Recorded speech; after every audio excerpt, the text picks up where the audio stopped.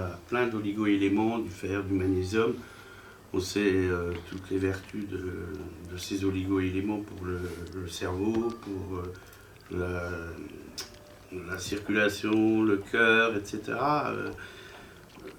Et tout a été démontré, je crois, tout a été dit à propos des vertus du chocolat. Alors justement, en parlant de vertus du chocolat, il en est une. On dirait que le chocolat sera un excellent antidépresseur. Absolument, et il semblerait que les gens quelque peu dépressifs sont des gros consommateurs de chocolat. Donc ils y trouvent effectivement ce... C'est quoi? C'est le réconfort, c'est la douceur? Voilà, je pense que c'est ce côté rassurant, ça stimule les neurones de façon sympathique, avec plaisir, ça provoque un plaisir qui est rassurant. J'ai une question à vous poser, à quand le chocolat remboursé par la Sécu? Ah ben ça, écoutez, c'est un combat depuis pas mal d'années déjà. Pas mal d'années. Est-ce que, alors j'ai quelques questions en vrac qui me sont arrivées par internet.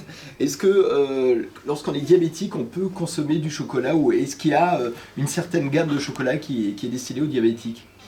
Écoutez, voilà, pour le problème de diabète, il faut déjà savoir que plus le chocolat est amer, moins il y a de sucre.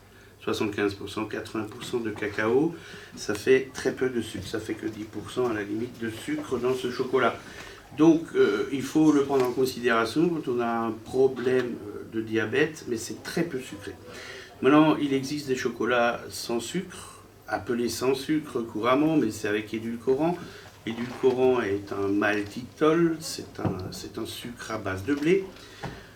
Qui est tout à fait recommandé pour les gens souffrant de diabète.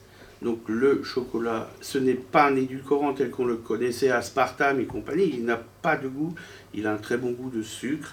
Donc ce chocolat aujourd'hui est effectivement bon à manger, il n'a pas cet arrière-goût d'aspartame qu'on connaissait. À partir de combien de pourcentage de cacao on peut imaginer qu'un chocolat est un bon chocolat? On voit souvent 30%, 20%, 70% de... Oui, non, on ne peut pas dire que c'est un pourcentage de cacao qui fait ça. Plus il y a de cacao, plus il est amer.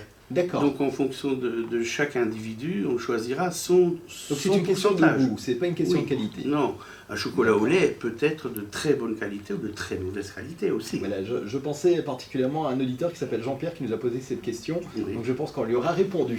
10h02, vous restez avec nous. Nous allons écouter Johnny Hallyday maintenant, Derrière l'amour, en 1976. Et puis on se retrouve dans quelques instants.